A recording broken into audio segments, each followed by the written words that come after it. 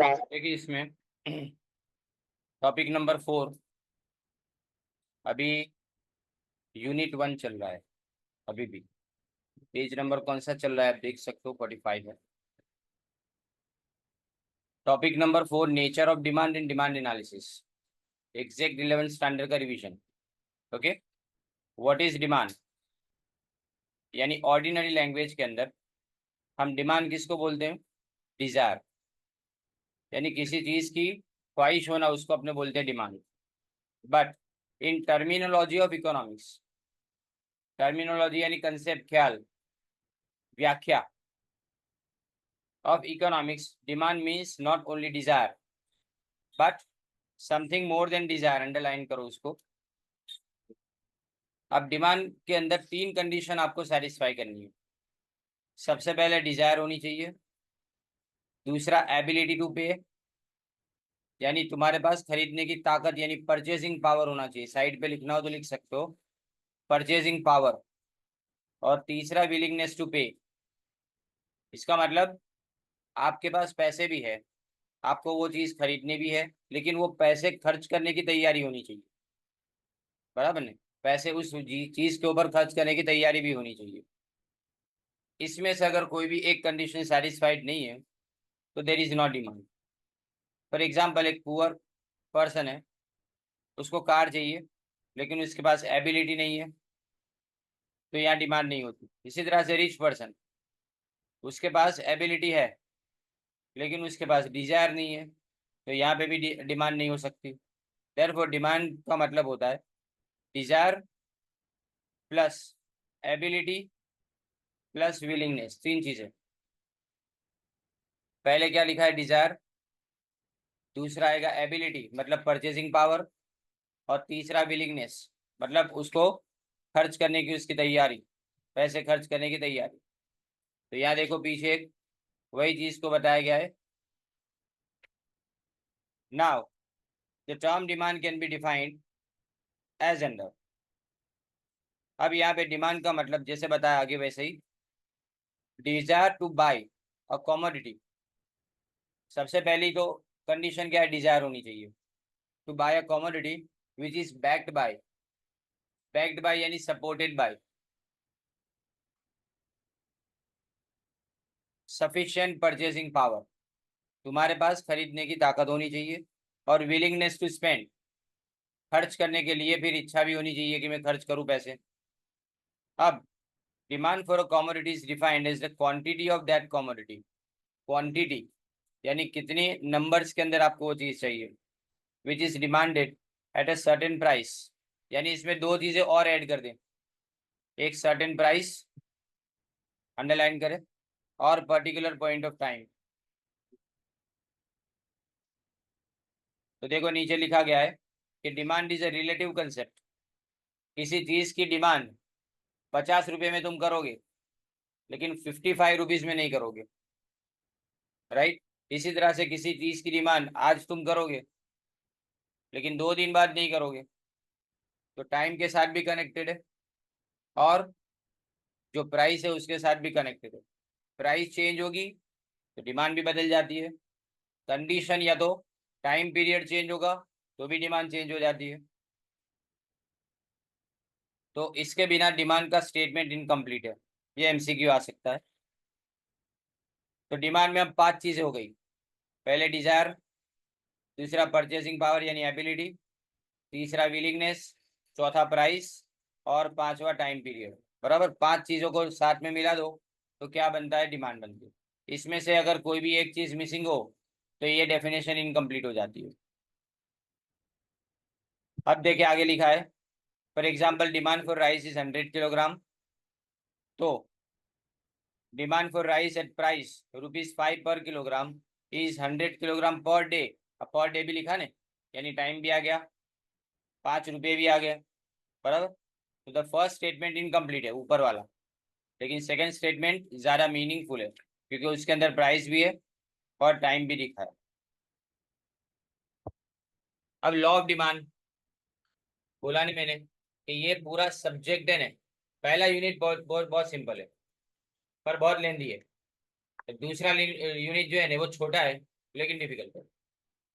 9 pages का है खाली दूसरा वीडियो, पर इसकी कंपैरिजन में डिफिकल्ट है। ओके, क्योंकि ये सब आपने कभी कभी ना कभी पढ़ा हुआ है, इसलिए तुमको ये ऐसा लगेगा कि 11th स्टैंडर्ड के लेवल का आप पढ़े हो अभी। बराबर। अब आगे देखें। लॉ ऑफ डिमांड को बताने वाले कौन? ये एमसीक्यू है, professor Alfred Marshall.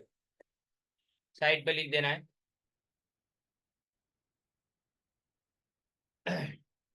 Law of demand explains the relationship between two variables. दो वेरिएबल है।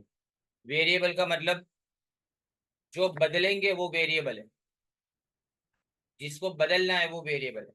जिसमें से प्राइस जो है ना, वो इंडिपेंडेंट है, मतलब प्राइस किसी पे डिपेंड नहीं करती। लेकिन जो डिमांड है वो प्राइस पे डिपेंड करती है। यानी प्राइस को क्या बोलेंगे अपने? Independent variable. और डिमांड को अपने बोलेंगे dependent variable. It stage that underline inverse relationship. यानी प्राइस अगर इंक्रीज होगी तो डिमांड कम हो जाएगी, और प्राइस अगर कम हो जाएगी तो डिमांड इंक्रीज हो जाएगी। Right. It means that if price falls demand will rise, और if price rises demand will fall. बराबर। अब statement of law of demand: lower the price, higher will be the demand, and higher the price, lower will be the demand if other things remain same। यानी बाकी सारी चीजें अगर same रहती है तो प्राइस अगर कम तो डिमांड ज्यादा, और अगर प्राइस ज्यादा तो डिमांड कम। लेकिन साथ में एक चीज लिखी है जिसको अंडरलाइन आपको करना है: अदर थिंग्स रिमेनिंग सेम। यानी बाकी सारी चीजों को अपने सेम रखना। याद हो तो धारणा होती मांगना नियम नहीं। एग्जैक्टली जाओ sir. More of a commodity is demanded, उसका दूसरा मतलब कि हम ज्यादा क्वांटिटी डिमांड करेंगे जब प्राइस लेस होगी, और हायर प्राइस के ऊपर हम कम क्वांटिटी। और पर याद रखना है कि फैक्टर्स बाकी के सेम रहने चाहिए। अब सवाल, ये जो बाकी के फैक्टर्स है ये कौन? तो व्हेन अदर फैक्टर्स, एजम्पशंस लिखा है नीचे। एजम्पशन यानी धारणा। Other factors of affecting demand remain same. Other factor का मतलब ये नहीं कि कोई भी फैक्टर, वही फैक्टर को जो डिमांड को इफेक्ट करते हैं। डिमांड को अफेक्ट करने वाले सारे फैक्टर्स प्राइस को छोड़ के सेम रहने चाहिए। यानी प्राइस चेंज होगी खाली, बाकी कुछ भी चेंज नहीं होगा। तो हम यहाँ पे बताएंगे कि कौन कौन सी चीजों को चेंज नहीं करना। तो सबसे पहले price of substitute and complementary goods. तुम पढ़ते थे रिलेटेड गुड्स, बराबर। यानी सब्सटीट्यूट का मतलब क्या होता है कि जो उसकी जगह पे खरीदा जा सकता है, उसकी प्राइस सेम रहनी चाहिए। कॉम्प्लीमेंट्री गुड्स का मतलब क्या? जो साथ में खरीदे जाते हैं। कॉम्प्लीमेंट्री साथ में खरीदे जाएंगे, लेकिन सब्सटीट्यूट एक दूसरे की जगह पे खरीदे जाएंगे। समझ में बात आ गई? फिर दूसरा, इनकम ऑफ कंज्यूमर। ये सब आगे आएगा, इसलिए मैं अभी इसको डिटेल में एक्सप्लेन नहीं कर रहा हूँ, आगे सब है ये। इनकम ऑफ कंज्यूमर, अगर इनकम बढ़ती है तो डिमांड भी बढ़ जाएगी, प्राइस भले सेम रहे, क्योंकि इनकम बढ़ेगी तो खरीदने की ताकत बढ़ेगी। बराबर नहीं? अब advertisement expense for the product. कई सारे लोग हैं जो एडवर्टाइजमेंट को देख के डिसाइड करते हैं कि प्रोडक्ट लेनी कि नहीं लेनी।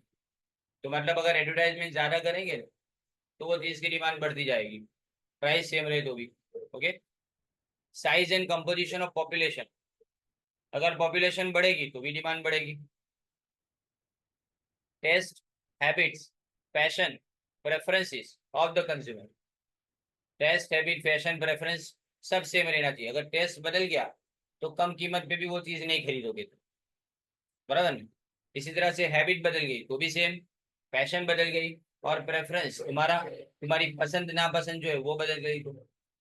फिर एक्सपेक्टेशन ऑफ कंज्यूमर, कंज्यूमर सोच रहा है कि 2-4 दिन में प्राइस कम होने वाली है, तो अभी कम प्राइस पे भी नहीं खरीदेगा। उसको अगर ऐसा लगता है कि प्राइस कम होने वाली है तो अभी नहीं खरीदेगा वो। तो एक्सपेक्टेशन यानी धारणा के भाई।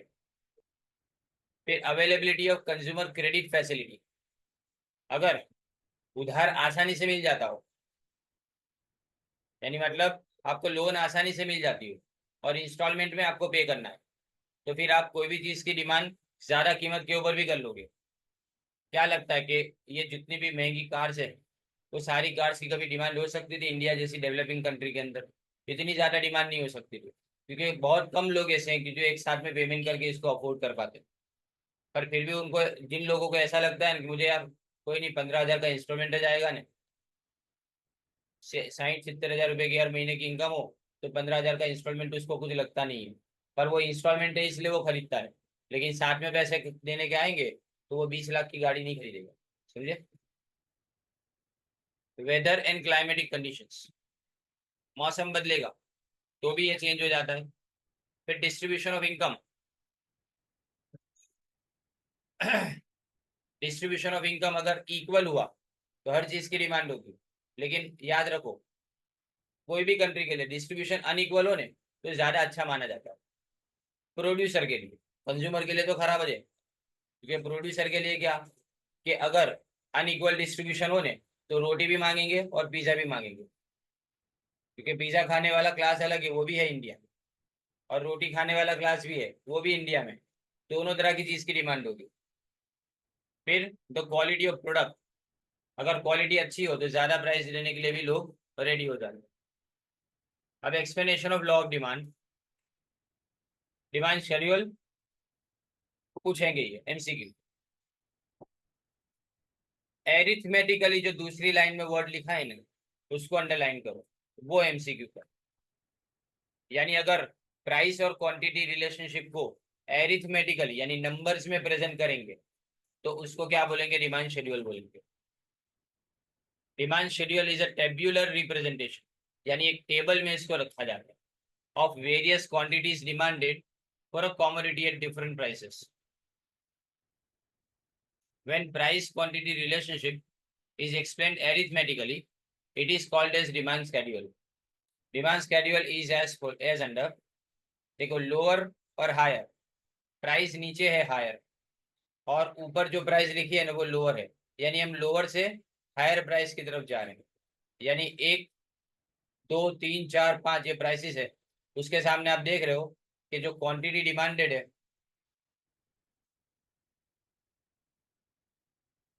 क्वांटिटी डिमांडेड है वो क्या होती जा रही है? लोअर होती जा रही है। यानी लोअर के सामने हायर लिखा है और हायर के सामने क्या लिखा हुआ है? लोअर लिखा हुआ है, right?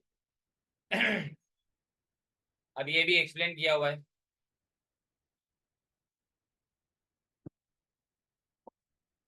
When price of x is lower से ₹1 per unit, demand for x is higher, say 500 units.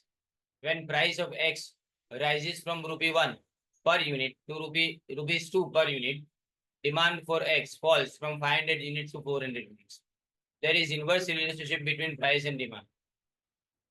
यानी प्राइस और डिमांड के बीच में इनवर्स सामने सामने पता चल जाता है ना, क्योंकि लोअर के सामने आप क्या देख रहे हो? हायर, और हायर के सामने तुम लोअर देख रहे हो, यानी दोनों अलग अलग, कैसा है? रिवर्स है, इसलिए इसको अपने इनवर्स रिलेशनशिप बोलेंगे। अब इसी चीज को ग्राफिकल रिप्रेजेंटेशन, दूसरा वर्ड एमसीक्यू के लिए। तीन चीजें देखो, एक तरह से एक तो मैंने डिस्क्राइब कर सकते हो, तो जो लॉ ऑफ डिमांड मार्शल ने दिया था ना, वो डिस्क्रिप्टिव मेथड बोला जाता है। उसको क्या बोलेंगे? जो आगे का स्टेटमेंट है ना, उसको क्या बोलेंगे? Descriptive method. वो डिस्क्रिप्शन है, डिस्क्राइब किया उसे। अगर मैं उसको एरिथमेटिकली लिखता हूँ तो डिमांड शेड्यूल है, लेकिन उसको अगर ग्राफिकली लिखता हूँ तो डिमांड कर्व है। समझ में आई तीन बातें? ये सब एमसीक्यूज होते हैं। अगर मैं क्या बोलता हूँ, डिस्क्राइब करता हूँ, तो लॉ ऑफ डिमांड पूरा लिखना पड़ेगा। अगर मैं उसको नंबर से प्रेजेंट करता हूँ तो उसको एरिथमेटिकली डिमांड शेड्यूल के अंदर लिख सकते हैं। लेकिन अगर उसको मैं ग्राफ से ड्रॉ करता हूँ तो उसको ग्राफिकली, और उसको क्या बोलेंगे? डिमांड कर्व बोलेंगे। अब demand curve is a graphical presentation, representation of demand schedule. Representation और प्रेजेंटेशन में फर्क क्या? अब वर्ड बोल दिया मैंने, तुम्हें समझा भी दूं। प्रेजेंट करना मतलब सिर्फ प्रेजेंट करना, लेकिन रिप्रेजेंट करना मतलब जो चीज ऑलरेडी लिखी गई है उसको अलग अंदाज में तुम्हारे सामने रखना, उसको रिप्रेजेंटेशन बोलते हैं। बराबर ने? जब अपने कोई भी चीज पहली बार करे ना तो उसको प्रेजेंटेशन बोलेंगे, लेकिन किसी ने किया हुआ काम में अपने अंदाज में किसी के सामने वापस रख रहा हूँ तो उसको मैं रिप्रेजेंटेशन बोलूंगा। इसीलिए क्या बोलते हैं कि कोई जगह का रिप्रेजेंटेटिव हमारे यहाँ पे आया, मतलब उसकी बात को हमारे सामने रखने वाला, तो वो ऑलरेडी उसको बोल चुका है कि तुमको क्या यहाँ पे आके बोलना है। तो वो उसकी बात को उसके वर्ड में हमारे सामने रखेगा, तो इसको रिप्रेजेंटेटिव बोलते, प्रेजेंटेटिव नहीं बोलते उसको, right. When price quantity relationship is explain graphically, तो इसको बोला जाएगा डिमांड कर्व। अब डिमांड कर्व में देखो, एक्स एक्सिस के ऊपर आपको क्वांटिटी डिमांडेड बताई गई है और वाई एक्सिस के ऊपर आपको प्राइस ऑफ एक्स बताया गया है। मतलब याद रखो, normally dependent variable Y axis पे होता है और इंडिपेंडेंट वेरिएबल एक्स एक्सिस पे होता है। लेकिन लॉ ऑफ डिमांड और लॉ ऑफ सप्लाई और प्राइस डिटर्मिनेशन, ये तीन जगह पे, law of demand, law of supply और प्राइस डिटर्मिनेशन, ये तीन जगह पे ये ऊंधा होता है। यानी मतलब प्राइस जो है ना वो इंडिपेंडेंट है लेकिन फिर भी वो वाई एक्सिस पे आती है, और डिमांड जो है ना वो डिपेंडेंट है लेकिन फिर भी वो एक्स एक्सिस के ऊपर आता है, राइट। ग्राफ ड्रॉ करने का तरीका क्या होता है कि डिपेंडेंट वेरिएबल अपने वाई एक्सिस पे रखेंगे और इंडिपेंडेंट को अपने एक्स एक्सिस पे रखेंगे।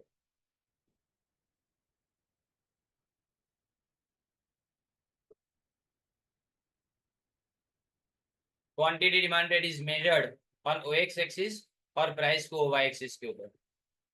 टीडी जो लिखा हुआ है वो तुम्हारा डिमांड कर्व है, ये डिमांड कर्व है आपका। टीडी जो लिखा हुआ है वो, और वो डाउनवर्ड फॉलिंग है, यानी ऊपर से नीचे की तरफ आ रहा है, बराबर, फ्रॉम लेफ्ट टू राइट, लेफ्ट से राइट की तरफ। ये नेगेटिव स्लोप बताता है। तो आपको पूछे कि स्लोप ऑफ डिमांड कर्व, तो नेगेटिव, बराबर, because it explains inverse relationship between price of x and demand of x, demand for x, sorry, when price of x falls from OP to OP1, अगर कम हो जाती है तो demand बढ़ जाएगी।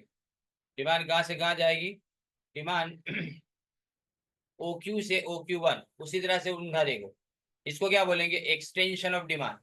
Demand का बढ़ना एक्सटेंशन है, प्राइस का कम होना नहीं। डिमांड का बढ़ना एक्सटेंशन ऑफ डिमांड, और डिमांड का कम हो जाना कब कम हो जाएगी, अगर तुम प्राइस को OP से OP2 कर देते हो, यानी बढ़ा देते हो। यानी प्राइस अगर समझो कि OP से OP2 जितनी बढ़ जाती है तो फिर तुम्हारी क्वांटिटी डिमांडेड OQ से OQ2 हो जाती है, मतलब वो लेफ्ट साइड की तरफ मूव करे। इसको अपने क्या बोलेंगे, कॉन्ट्रैक्शन ऑफ डिमांड बोलेंगे, राइट। ये सब तुम्हारा लॉ ऑफ डिमांड है जब चल रहा है। मैं अगर इसको 11th स्टैंडर्ड की टेक्स्ट बुक के साथ में कंपेयर करूँ ना, वर्ड टू वर्ड से, यानी लेवल से सोचो, 4 साल पहले जैसा सीखा था वैसा ही 4 साल के बाद सीखना है।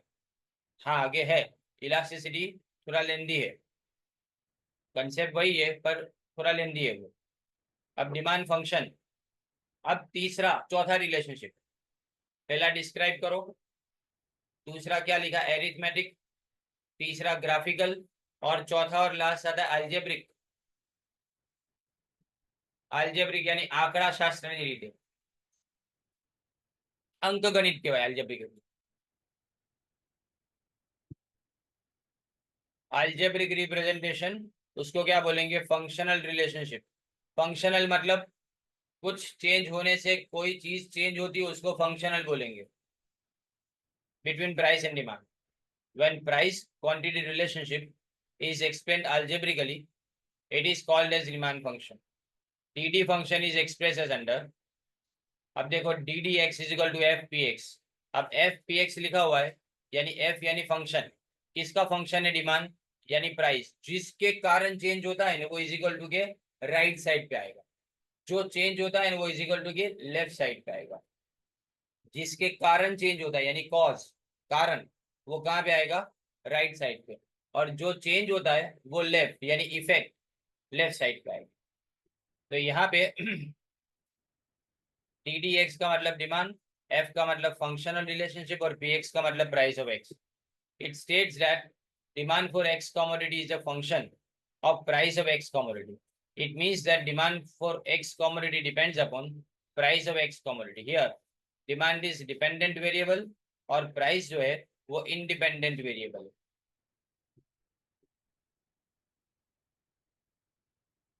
This is a single variable demand function.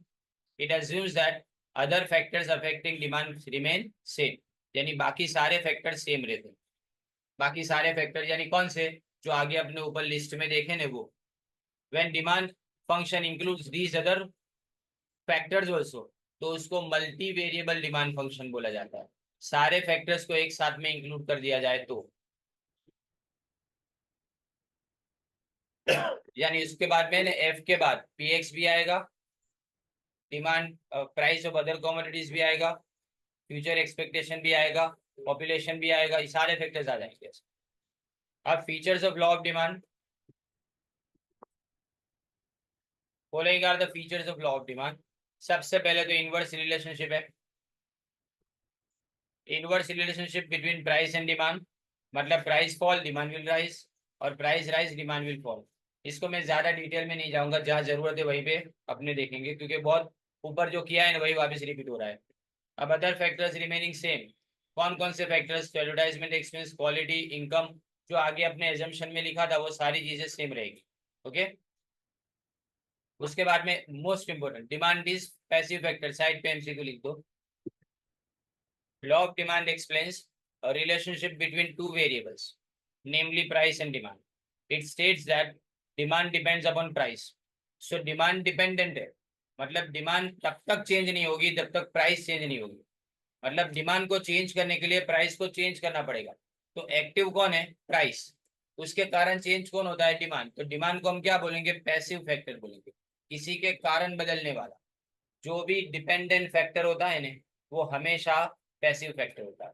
Okay, तो demand does not change automatically, मतलब ये हुआ, लास्ट लाइन अंडरलाइन करो इसमें।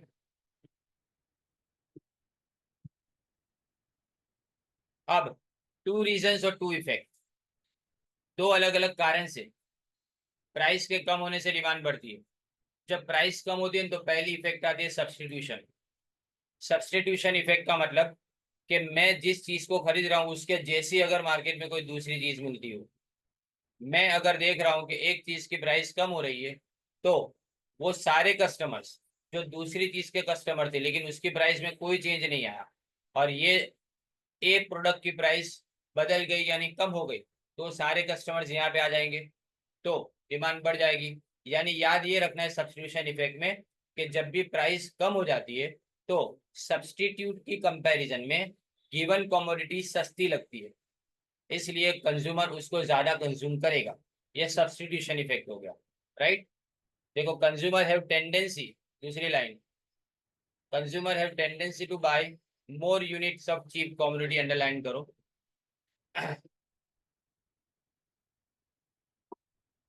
फिर दूसरी इफेक्ट आती है इनकम इफेक्ट। यहाँ पे याद रखो, इनकम यानी मॉनेटरी इनकम, यानी मनी इनकम नहीं। जब प्राइस कम होती है ना, तो आपका परचेजिंग पावर इंक्रीज हो जाता है। एग्जाम्पल, 100 रुपए के अंदर अगर समझो तीन 500 ml की दूध की बैग आती हो, यानी मिल्क बैग जिसको बोलते हैं, दूध की थैली आती हो, तीन आती है, लेकिन अगर 25 रुपए उसकी प्राइस हो जाएगी, तो अभी 100 रुपए के अंदर कितनी आएगी? चार। तो क्या हुआ? ये तुम्हारी परचेसिंग करने की कैपेसिटी बढ़ गई, क्योंकि पहले तुम 100 रुपए से तीन कॉमोडिटीज परचेस कर सकते थे, अब उसी के तुम चार क्वांटिटी परचेस कर पा रहे हो, तो इसीलिए तुम ज्यादा खरीदने के लिए एनकरेज होते हो। तो यहाँ पे जब प्राइस फॉल होती है तो consumer gets gain in terms of, underline करो, राइज इन रियल इनकम, यानी same unit with the help of more less money, sorry, उसको अपने इनकम इफेक्ट बोलते हैं। बचे हुए अमाउंट से कंज्यूमर ज्यादा खरीदने की कोशिश करेगा। अब ये लास्ट क्वेश्चन देखो, discuss various factors affecting demand. जो मैंने बोला था ना कि वो एजम्पशंस, एजम्पशंस में सारी चीजें जो वहां लिखी थी वो यहाँ एक्सप्लेन की गई है। ओके, बहुत सिंपल तरीके से समझना है, बहुत आसान है ये क्वेश्चन भी, आपको ये सब पता है, और आप सिर्फ इसको है ना वर्ड्स के अंदर लिख रहे हो। पहली बात, there are many factors which influence, influence એટલે असर करे, a decision of consumer to purchase a particular commodity, उसको डिमांड डिटर्मिनेंट्स बोलते हैं, अंडरलाइन करो।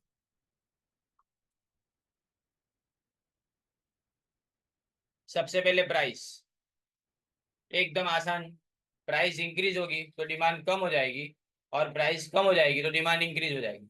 उसी को डायग्राम में एक्सप्लेन करना है, सेम डायग्राम तुम आगे लॉ ऑफ डिमांड के वक्त एक्सप्लेन कर चुके हो, राइट। कि जब प्राइस ओपी से OP1 हो गई तो डिमांड एक्सपांड होती है, यानी डिमांड बढ़ती है, यानी OM से OM1 हो जाती है, बराबर। इसी तरह से जब प्राइस तुम इंक्रीज करते हो OP से OP2 तो डिमांड कॉन्ट्रैक्ट होती है, मतलब OM से OM2 हो जाती है डिमांड। क्लियर, बराबर। अब प्राइसेस ऑफ रिलेटेड कमोडिटीज में सबसे पहले क्या आएगा, सब्सटीट्यूट्स, और दूसरा आएगा कॉम्प्लीमेंट्री गुड्स। अब सबसे पहले अपने कॉम्पिटिटिव यानी सब्सटीट्यूट्स की बात करें, जो दोनों के बीच में कंपटीशन होता है। दो अलग अलग ब्रांड टेलीविजन, एक ओनिडा टीवी और एक फिलिप्स टीवी। नेक्स्ट पेज पे लिखा है, देखो। जब प्राइस ओनिडा टीवी की राइज होती है from OP to OP1, demand for Philips TV also rises from OM to OM1, बराबर। here cross demand curve is upward rising. Cross demand क्यों लिखा है, क्योंकि प्राइस एक चीज की, डिमांड दूसरी चीज की है, इसलिए क्रॉस हुआ। प्राइस यहाँ पे क्या हुआ, ओनिडा टीवी की, और डिमांड किसकी है, फिलिप्स टीवी की, यानी दोनों की अलग अलग क्रॉस में है, इसलिए इसको क्या बोला गया, क्रॉस डिमांड कर्व। तो याद रखना, ये एमसीक्यू अंडरलाइन करो कि इन केस ऑफ सब्स्टिट्यूट गुड्स, नीचे लिख दो ऊपर, इन case of substitute goods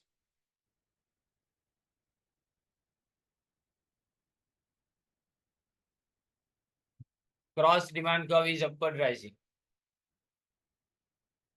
cross demand curve is upward rising.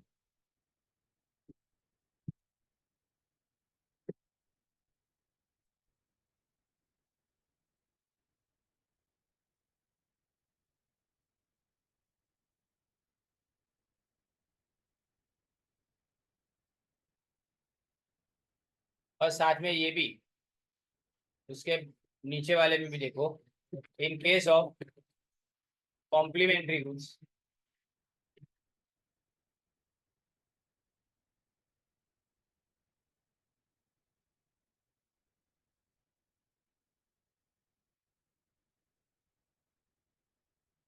Cross demand curve is downward falling.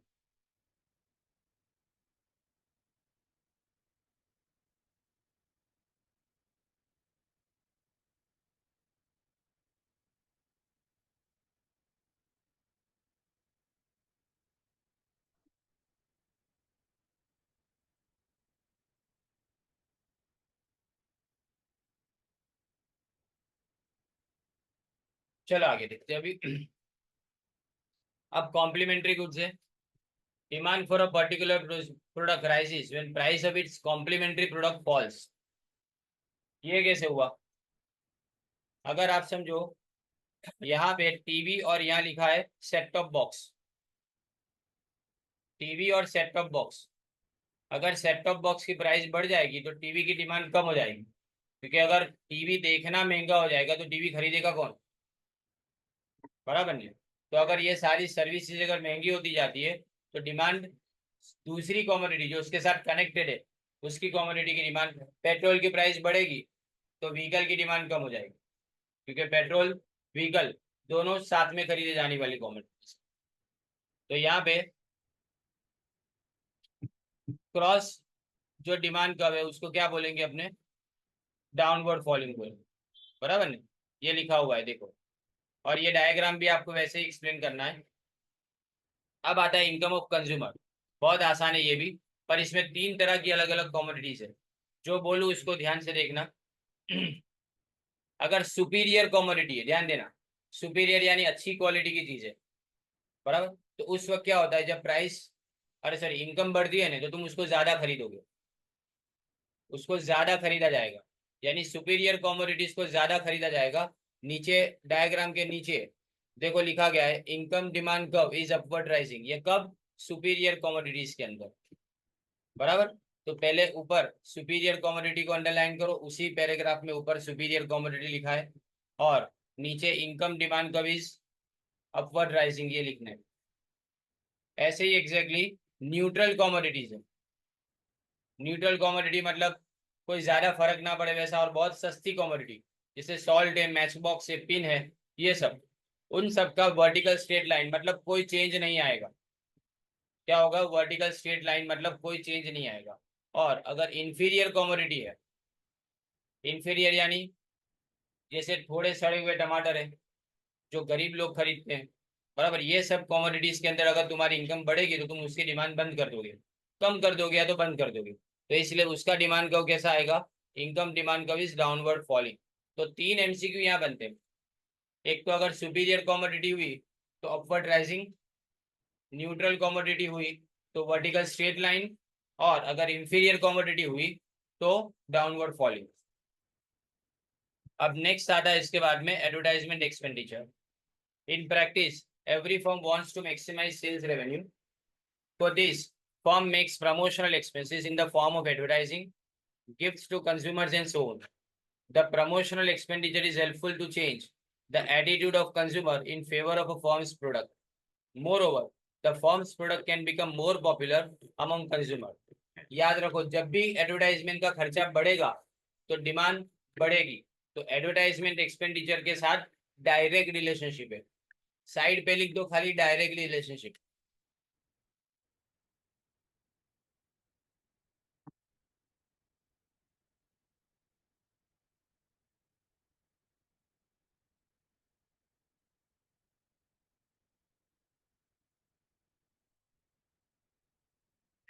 बराबर।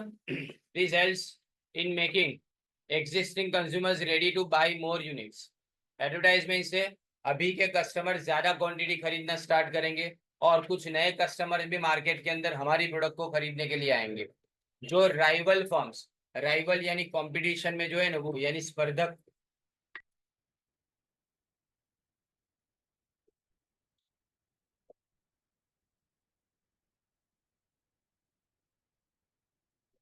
in this way promotional expenditure is an important determinant of demand. If firm makes more promotional expenditure, its demand will rise, and if firm makes less promotional expenditure, its demand will fall. यानी अगर firm ज्यादा promotional expenditure करे तो demand बढ़ेगी, और अगर कम कर देगी प्रमोशनल एक्सपेंडिचर तो डिमांड भी कम हो जाएगी। अब नेक्स्ट देखो, size and composition of population. ये भी बिल्कुल डायरेक्ट है। Larger size of population, more demand. जितनी पॉपुलेशन ज्यादा होगी उतनी डिमांड ज्यादा है। जैसे बॉम्बे जैसी सिटी के अंदर हर चीज की डिमांड क्यों ज्यादा है? क्योंकि वहां पॉपुलेशन ज्यादा है, बराबर। Larger the size of population, more will be the number of consumers and higher will be the demand and vice versa. तो इसमें भी लिख दो डायरेक्ट रिलेशनशिप। तो याद खाली एक चीज रखनी है कि ये बढ़ेगा तो डिमांड भी बढ़ेगी, समझे? This is the reason why we find more vegetable vendors, more fruit sellers, more general stores, more restaurants, and more hospitals and so on in highly populated areas. तो जहाँ पे ज्यादा वस्ती होती है ना, वहां पे ज्यादा डिमांड भी होती है हर चीज की। The composition of population also affects. अब देखो कंपोजिशन, कंपोजिशन का मतलब पॉपुलेशन में कैसे लोग हैं, बच्चे हैं, जवान ज्यादा है या बूढ़े ज्यादा है। जैसे जैसे पॉपुलेशन का कंपोजिशन वैसे उसके डिमांड होगी। जैसे जापान के अंदर ओल्ड पीपल ज्यादा है, यानी उनकी पॉपुलेशन बढ़ती जा रही है, तो वहां पे उन तरह की चीजों की डिमांड बढ़ती है जो उनके लिए जरूरी है। जैसे यहाँ लिखा है कि नंबर ऑफ किड्स ज्यादा है तो demand for toys, biscuits, milk, baby food and so on will be large. अपने देखते हैं ना गार्डन के आजू बाजू कौन ज्यादा रहते हैं? जो भी गार्डन के पास जाते हैं अपने, बराबर, कोई पार्क या तो गार्डन के पास जाते हैं तो वहां पे आगे पीछे बच्चे के खिलौने वाले ज्यादा दिखते हैं। कारण वो जानते हैं कि खास करके वही लोग संडेज को या तो सैटरडेज को आते हैं अपनी फैमिलीज के साथ में, तो वहां पे डिमांड जानते हैं कि किस चीज की होने वाली है, तो उसके हिसाब से वो कंपोजिशन को ध्यान में रख के क्या करते हैं, वो चीज बेचते हैं। If the number of old people is large, demand for walking sticks, spectacles, denture यानी artificial teeth and so on will be large. अब नेक्स्ट आता है देखो, taste and preference. Consumers' taste and preference also play an important role in determining demand for a particular product. Taste and preference का मतलब क्या? Taste and preference बहुत ही general term है, अंडरलाइन करो इसको, general term.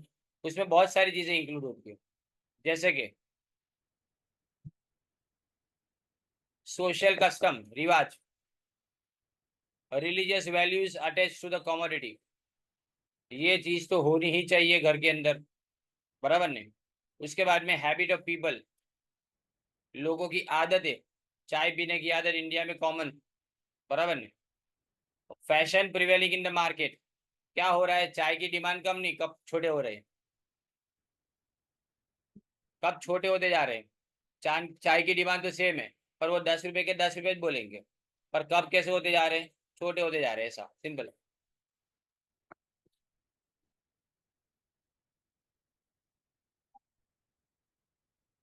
Fashion prevailing in the market, general lifestyle of the society, society में कैसे लोग किस तरह की जिंदगी बिताते हैं। जैसे कि अपने समझो यहाँ पे बाइक कॉमन है, यूएस यूके के अंदर कार कॉमन है, तो ये लाइफस्टाइल है तुम्हारी, वहां पे ये चीज घर में होनी जरूरी है। Age and occupation of consumers, consumer कौन से प्रोफेशन में है, कौन से ऑक्यूपेशन में है। When these factors change, the taste and preferences of consumers will also be change, either in favour of the product और against the product. As a result, the demand for the product will increase और decrease respectively. यानी taste और preference consumer का change होगा, तो ये तो favour में हो सकता है या तो अगेंस्ट हो सकता है। कंज्यूमर पसंद करे कोई चीज को, तो वो कंज्यूमर क्या करेगा, उस चीज को ज्यादा खरीदेंगे। For example, if the social custom and values are in favour, ये मत करना, ये कैंसिल कर दो सब, ये सारे एग्जाम्पल्स कैंसिल कर दो, नॉट रिक्वायर्ड। अपने क्वेश्चन को है ना 12 मार्क का समझ के समझना है, 15 मार्क का समझ के नहीं लिखना है। तो अननेसेसरी चीजों को इसमें एग्जाम्पल्स को भी ऑमिट करते जाने का। हाँ, मैं बार बार तुम लोगों को यही चीज बात बोलता हूँ कि तुम्हें ने कई बार क्या कि उसके हेडिंग याद करके जाते हो, अंदर जो भी मन में आता है वो लिख दे, तो गलत है ये मार्क्स नहीं मिलेंगे, कुछ भी कर लो नहीं मिलेंगे मार्क्स। और अगर तुम ऐसा समझते हो कि पढ़ता कौन है, तो ये सब है ना तुम्हारी मन घड़ंत कहानियां है, सब पढ़ा जाएगा, बराबर। और इसमें सबसे इंपॉर्टेंट बात होती है तुम्हारा प्रेजेंटेशन, जो मैं तुमको बार बार बोलता हूँ कि एग्जाम से पहले अपने को ये समझना है कि प्रेजेंट कैसे करेंगे पेपर को। तुम्हारे राइटिंग कैसे भी हो चलेगा एक बार, पर प्रेजेंटेशन बराबर होना चाहिए, पेज अच्छा दिखना चाहिए तुम्हारा। फिर भले कीड़े मकोड़े उसके अंदर भागते होने, कोई फर्क नहीं पड़ता इससे। एक्सपेक्टेशंस, यानी फ्यूचर एक्सपेक्टेशन, अगर लगता है मुझे कि फ्यूचर में प्राइस राइज होगी, तो डिमांड मोर, ये अंडरलाइन करते जाना। विल राइज इन फ्यूचर, तो demand more at current price, ये याद रखना पॉजिटिव है। अगर उनको लगता है कि फ्यूचर में प्राइस कम हो जाएगी, तो अभी डिमांड कम कर देंगे, क्योंकि वेट करेंगे प्राइस कम होगी तब खरीदेंगे, ऐसा। Will postpone buying the product, if people expect that income will rise, they will increase the demand, income बढ़ेगी तो डिमांड भी बढ़ेगी। देखो ये सब पॉजिटिव रिलेशनशिप है, यानी जो बोल रहा हूँ डायरेक्ट वो वाला, अपने याद इतना रखना है डायरेक्ट, फिर ऐसा नहीं बना के लिख देना है, पर आपको ये पढ़ लेना है एक बार, एक दो बार पढ़ोगे तो याद है, हो जाएगा ये। If people expect that there will be scarcity of a commodity, ये 2 दिन पहले की बात देखो, 3 दिन पहले की बात, बारिश एकदम से तेज चालू हो गई, तो दूध और साग भाजी के लिए लाइन लगी थी। कारण क्या, लोगों को लगा स्केर्सिटी है, तो ज्यादा प्राइस पे भी लोग खरीद रहे थे, उनको लगा ये सब बंद हो जाएगा, they will raise the demand for that particular commodity. अब availability of consumer credit facility, यानी लोन आसानी से मिल जाना। बैंक, ये भी याद रखो ये पॉजिटिव फैक्टर है, मतलब जितनी लोन ज्यादा उतनी डिमांड ज्यादा, बराबर ना। In modern times, consumer have can have credit facility from sellers, dealer, bank, and so on. The availability of these credit facilities encourage the consumers to buy more of a particular commodity. This happens mostly in case of demand for durable consumer goods. Durable मतलब टकाऊ के भाई, long lasting, टकाऊ, ज्यादा time तक टिकने वाले। फिर दूध loan पे नहीं लेता यार, तो खाना लोन पे नहीं लेता। मुझे लगता है थोड़े टाइम पे ये भी चालू हो जाएगा, होटल में खाओ इंस्टॉलमेंट में पे करो। जिस तरह से लोगों को आदत बनती जा रही है हर चीज में इंस्टॉलमेंट ढूंढने की, मुझे ऐसा लग रहा है कि यहाँ पे भी ऐसा, कपड़े भी इंस्टॉलमेंट में मिलते हैं अभी तो। Thus the consumers can borrow who can get credit facility more can demand more than those who can borrow less. अब देखो वेदर कंडीशन एकदम से डिमांड बढ़ जाना, अ सडन रेनफॉल या कम हो जाना on a hot summer day will bring down the demand for ice. एकदम गर्मी के मौसम में डिमांड तो बराबर, सुबह तुमने बना तो लिया, बहुत आइस बना दिया तुमने, आइस फैक्ट्री वालों ने बहुत आइस बना दिया, फिर उसके बाद में दोपहर के बाद एकदम जम के बारिश हो गई, तो अब ठंडक हो जाए ना, उसके बाद में वो आइस की डिमांड कम हो जाएगी, simple. Prolong cold spell, prolong यानी बहुत लंबे टाइम तक, फॉर लॉन्ग टाइम, उसको प्रोलोंग बोला जाता है। दूसरी लाइन पहला वर्ड